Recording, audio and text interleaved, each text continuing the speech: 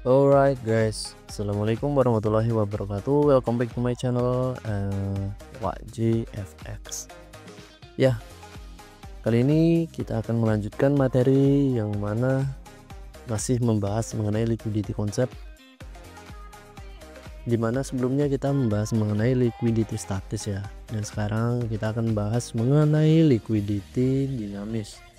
Oke, seperti yang kita tahu, liquidity statis itu liquidity yang tidak bergerak ataupun hanya diam. Dynamic liquidity itu kebalikannya, Pak. Dan itu dibagi menjadi dua bagian. Yang pertama ada external liquidity dan juga internal liquidity. Oke, mungkin kalian nggak pernah asing dengan yang namanya internal to external. Di dalam metode ICT itu udah harus kalian ketahui dan wajib kalian ketahui. Internal itu seperti apa dan eksternal itu seperti apa. Dan untuk bahasan pertama kita akan menuju ke internal liquidity terlebih dahulu. Ya, di sini ada 4 poin, yang mana pertama itu ada fair value gaps, yang kedua ada order blocks, yang ketiga ada volume imbalance, yang keempat ada trendline liquidity. Bang, itu kenapa ada order block sama trendline liquidity? Nah, di sini gue bantu jelasin. Di liquidity statis itu memang terdapat order block dan juga trendline liquidity. Namun apa perbedaannya? Di dalam internal liquidity ini order blocks dan juga trendline itu mencakup dalam satu karakter dari market trend. Misal nih, seandainya kita secara major trend dia bullish. Nah, untuk internal liquidity ini dia menjadi satu kesatuan atau menjadi satu bagian di dalam bullish trend. Kayak ada fair value gaps, ada order blocks, ada volume imbalance, dan ada trendline liquidity yang terletak pada internal structure. Dan biasanya internal ini karena berkaitan dengan liquidity, ada penumpukan uang di situ, bisa menjadi magnet ataupun menjadi area yang nantinya atau kedepannya bakal terlikuidasi atau menjadi liquidity. Itulah kenapa internal liquidity penamaannya, ataupun disebut internal liquidity ya, karena mereka berada dalam satu kesatuan di dalam satu tren yang sama. Dan berfungsi sebagai apa? Biasanya itu nanti akan menjadi inducement dari market sebelum akhirnya market melanjutkan kembali kenaikannya. Oke, kita langsung masuk ke poin yang pertama, yaitu fair value gaps ya. Kita tidak asing lagi dengan fair value gaps. Karena apa? Kalian sudah mengenal secara pasti apa itu fair value gaps. Ya, fair value gaps ialah imbalance. Tuh, imbalance. Fair value gaps atau imbalance ialah ketidakseimbangan harga, yang mana FEG tersebut harus diseimbangkan atau dibalancing. Jika terdapat FEG yang tidak diseimbangkan, itu bisa berarti sebagai breakaway gap. Itu mungkin ke depannya jika harga kembali ke area tersebut, harga itu hanya akan mengisi kekosongan dan tidak berlaku sebagai POI. Namun ada kalanya ataupun di suatu case tertentu FEG tersebut menjadi POI dari bias ataupun langkah awal sebelum kita menentukan trade. Tergantung bagaimana reaksinya, tergantung bagaimana responnya dari market ketika harga menyentuh area FEG. Oke, dan di sini kita lihat ada FEG yang udah diambil. Dan kenapa di sini gua memberikan garis tengah pada rectangle ini? Jadi kesimpulannya seperti ini. FEG itu mempunyai tiga fungsi ataupun 3 cara penggunaan. Yang pertama ada fill FEG. Yang kedua ada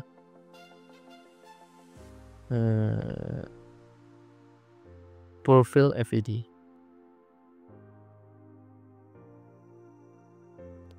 Nah yang ketiga yaitu cuman sebatas hit. Nah maksudnya itu apa hit? Jadi seperti ini, ketika ada terdapat fill FVG atau terisi. Jadi fill FVG ini kategorinya ketika harga telah mengambil 50% range dari liquidity tersebut. Itu bisa dikategorikan sebagai fill FVG. Lalu full fill FVG itu seperti apa? Full fill FVG itu jika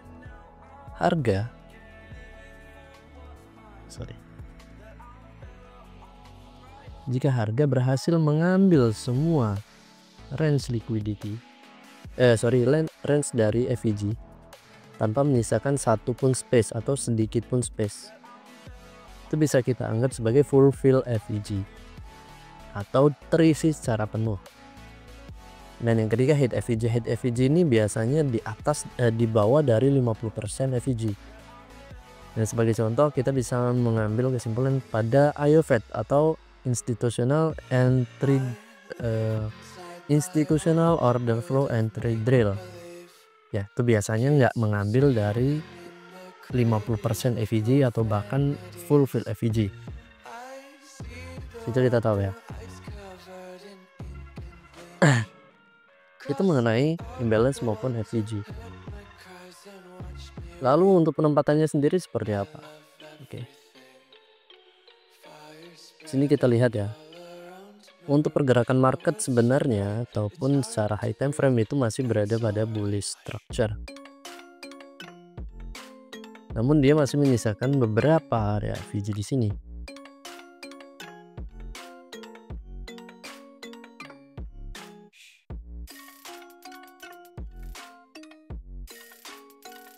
Nah, di dalam apa yang sedang kita bahas yaitu internal liquidity. FVG ini berfungsi sebagai magnet ataupun bisa menjadikan dia sebagai inducement dari suatu market.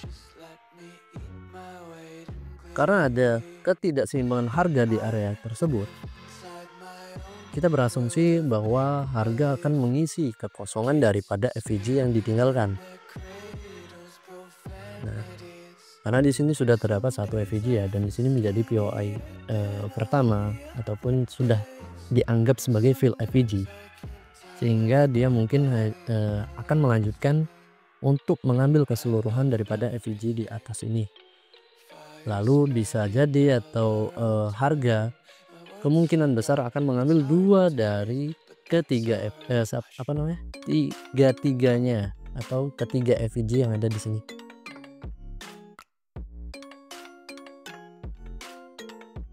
Karena letaknya berada pada internal range liquidity. Ya, kalau eksternal kan kita ambil untuk fase terakhir itu ada di buy side liquidity karena kita trennya bullish. Dan internal itu berada pada cakupan internal atau di dalam liquidity yang berada pada internal internal liquidity. Nah, tadi bagiannya ada 4. Ada area FVG dan yang kedua ada order blocks. Nah, order blocks itu seperti apa? Nah, order blocks itu mempunyai banyak sekali definisi ataupun banyak sekali yang namanya perdebatan. Manakah order block yang valid? Apakah diukur dari wick? Apakah diukur dari candle gitu kan? Dan ketika diukur dari candle, apakah berlaku di candle ketika bullish ya, apakah berlaku pada candle bearish ataukah candle bullish pertama? Jadi menurut saya untuk order block yang valid itu diambil dari body candle. Kalau trennya bullish kita ambil dari body candle bearish. Kalau trennya bearish kita ambil dari body candle bullish. Ya, diambil dari body candle karena apa? Karena di dalam body candle itulah terdapat volume. Di dalam body candle itu terdapat volume. Kalau kalian mau ngambil sehingga bang mau ambil sampai low terakhir boleh, silakan. Itu agar kalian mempermudah range order block tersebut sampai mana. Mungkin kalian akan entry bagi metode SMC, entry di bagian order blocknya gitu kan. silahkan, boleh, bisa, nggak ada larangan atau nggak ada imbauan tentang pendapat mengenai order block. Oke, kita tulis dulu sebelumnya di sini internal liquidity. Yang pertama ada area FVG, yang kedua ada area order block, yang ketiga. Nah, yang ketiga ini kita akan membahas mengenai volume imbalance.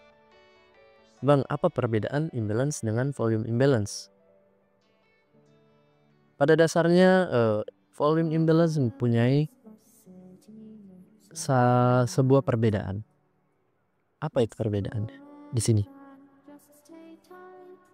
Sini kita order block, kita beri tanda merah dulu ya. Kita kasih tanda tuh.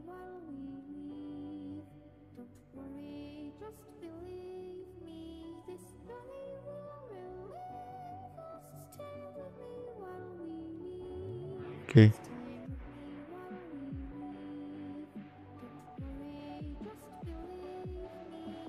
Sini ada volume imbalance. Volume imbalance kita beri warna kuning.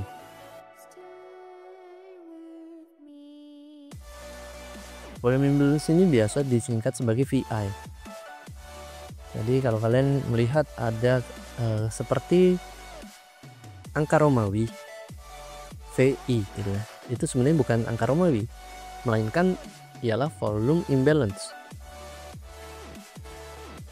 Lalu apa perbedaannya antara imbalance yang biasa dengan volume imbalance? Jadi di sini volume imbalance itu biasanya terjadi ketika opening market atau opening gap. Misalnya kalian subuh itu kan market close dan mau opening kan, dan saat opening market, candle dari opening tersebut menghasilkan gap yang lebar ataupun yang besar, atau seenggaknya walaupun dia range-nya kecil, dia menimbulkan gap yang tidak terdapat volume. Nah, berbeda dengan order block, di sini kita menghitung volume order block, ya kan? Itu berdasarkan body candle. Sedangkan di sini volume imbalance, karena dia tidak terdapat yang namanya candle apapun atau satu candle pun di sini, sehingga itu disebut sebagai volume imbalance atau ketidakseimbangan volume. Nah, di dalam range internal liquidity, volume ini juga bisa berfungsi sebagai POI maupun harga yang memang menjadi magnet atau area yang menjadi magnet untuk diisi kemudian hari. Seperti itu ya.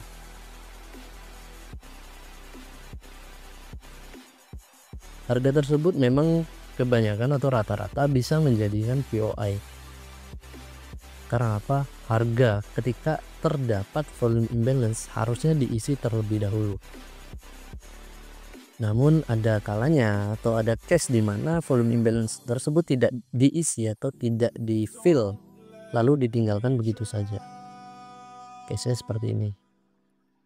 Kalau yang di fill itu ada di hari Selasa kemarin. Nah, di sini ini di fill. Gitu ya. Jadi volume imbalance itu ialah ketidakseimbangan harga yang tidak terdapat volume di dalamnya, atau tidak terdapat candle di dalamnya.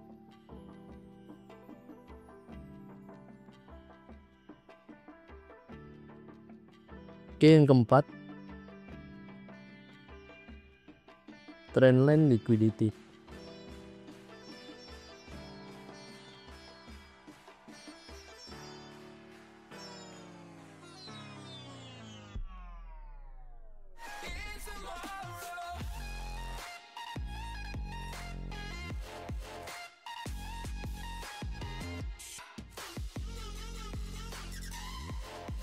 Trendline liquidity ini di mana sebenarnya? Jadi dari sini bisa kita ambil sebagai trendline liquidity. Nah, ini bisa.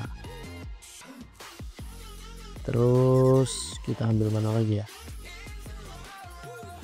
Dari sini pun bisa. Mana lagi? Dari sini pun bisa.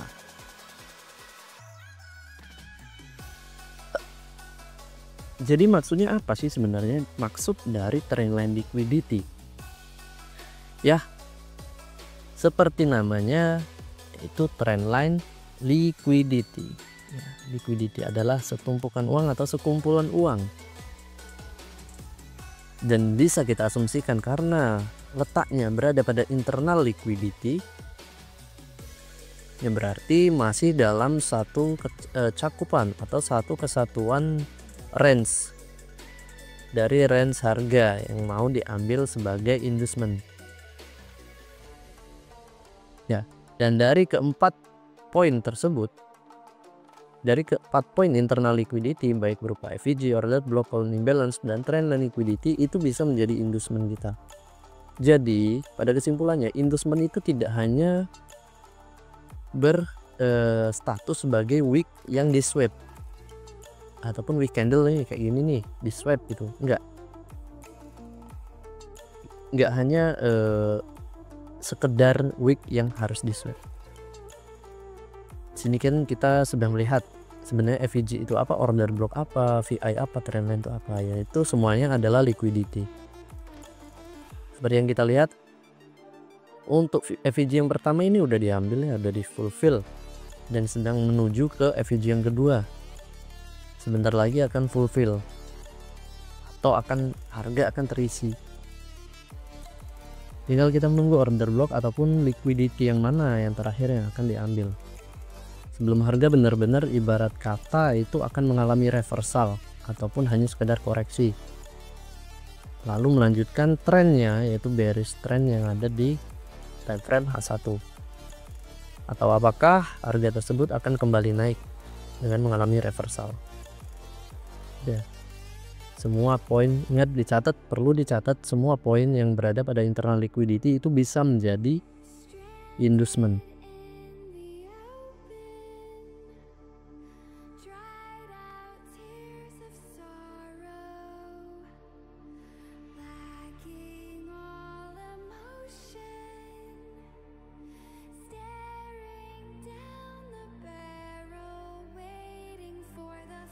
Oh.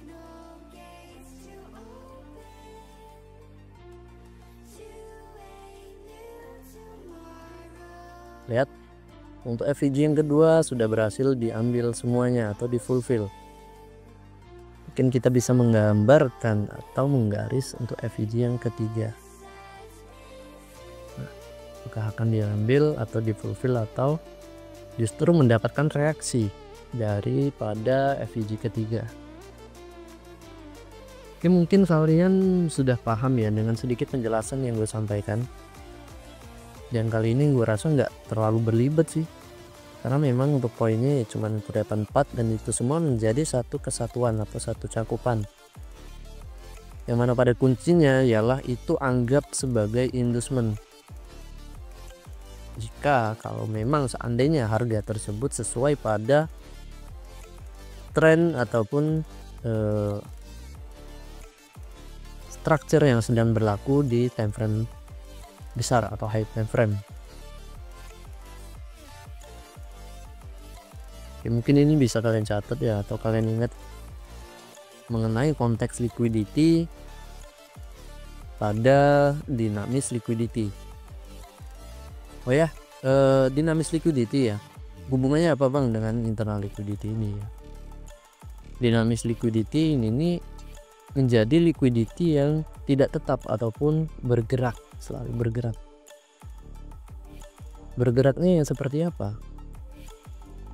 Selalu terdapat atau selalu ada.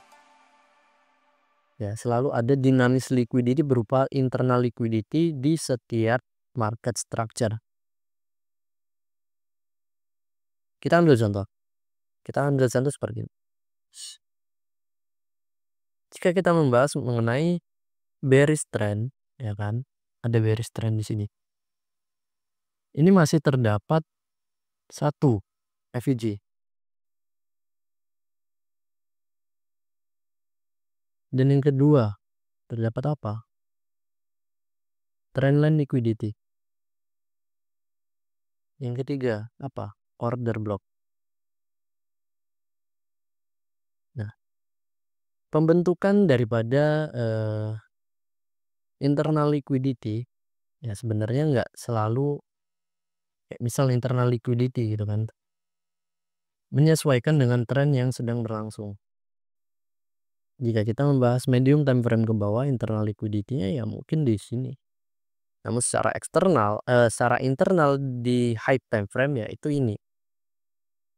Kalau kita berbicara mengenai high time frame, namun ketika berbicara mengenai medium hingga low time frame itu di sini. Ada OB, ada FVC, ada trendline liquidity, dan itu menjadi satu kesatuan dalam range internal liquidity. Ya kalau gue sih sering biasanya menyebut sebagai build up liquidity. Di sini. Kalau kita mengasumsikannya pada metode ICT itu disebut low resistant liquidity range. Paham ya sampai sini ya? Nah, ini terdapat sedikit reaksi ketika harga mengambil FVG yang kedua. Selebihnya apa? Ketika kalian ingin mencari konfirmasi entry, kalian bisa masuk ke time frame yang lebih rendah. Baik di M5 hingga M1. Gitu ya. Gue rasa cukup sampai di sini. Apabila gue ada salah kata ataupun salah pengucapan dan juga salah penamaan suatu istilah, kalian bisa mengkoreksinya di kolom komentar. Dan apabila kalian suka dengan video yang gue sampaikan ini, kalian bisa like, comment, share, dan juga subscribe. Jangan lupa hari ini hari raya Idul Adha, jangan sampai kalian korban perasaan ya. Kalau ada yang bilang korban perasaan, gue tampol kalian. Oke, sekian dari gue J, dan see you in the next video.